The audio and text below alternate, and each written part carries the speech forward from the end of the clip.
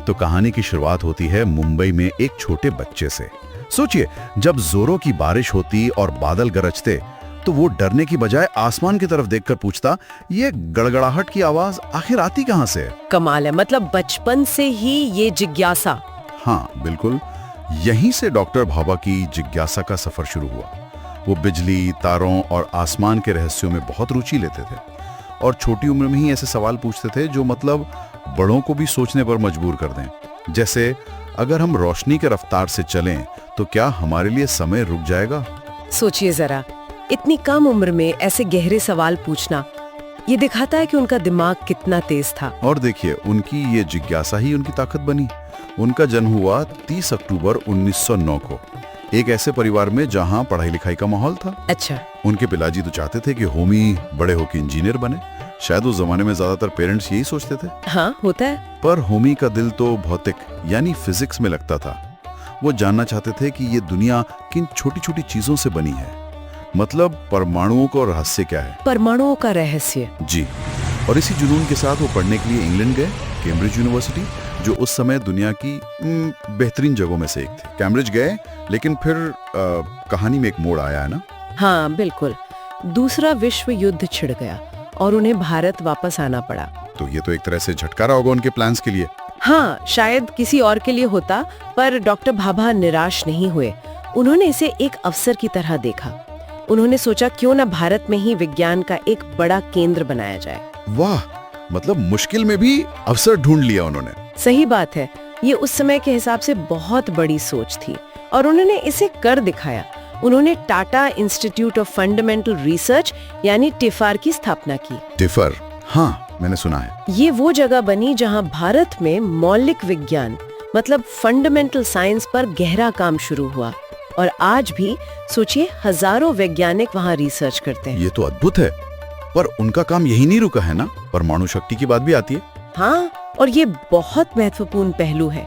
देखिए, उस जमाने में दुनिया के कई बड़े देश परमाणु ताकत का इस्तेमाल खतरनाक बम बनाने के लिए कर रहे थे। हाँ, वो होड़ चल रही थी। बिल्कुल, लेकिन डॉक्टर भाभा की सोच एकदम अलग थी। उनका मानना था कि भारत परमाणु शक्ति का इस्तेमाल शांति के कामों के लिए करेगा। शांति के लिए? जैसे बिजली बनाना, खेती में मदद करना, दवाइयों बनाने में उपयोग करना।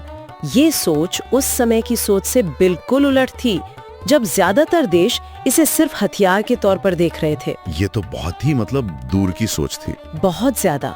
और इसी शांतिपूर्ण सोच के साथ उन्होंने भाभा एटॉमिक रिसर्च सेंटर यानी बार्क की नींव रखी। बार्क, हाँ, जो आज भारत के परमाणु ऊर्जा कार्यक्रम का सबसे महत्वपूर्ण केंद्र है।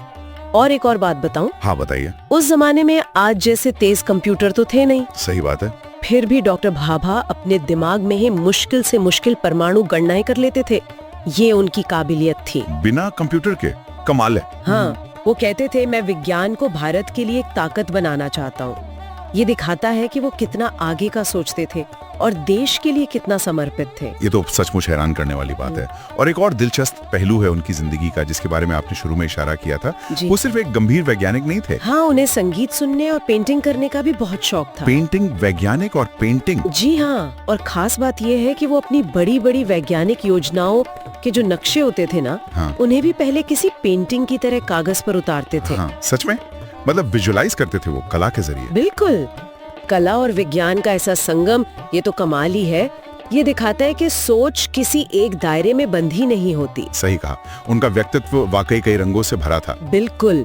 और उनके विचार, उनके कथन आज भी हमें रास्ता दिखाते हैं। जैसे वो कहते थे, कोई भी देश वैज्ञानिक सोच अपनाए बिना महान नहीं बन सकता। ये तो बहुत गहरी बात है। हाँ, और एक और जरूरी बात उन्होंने कही, विज्ञान ही वो रास्ता है जो हर अंधेरे को रोशनी में बदल सकता है।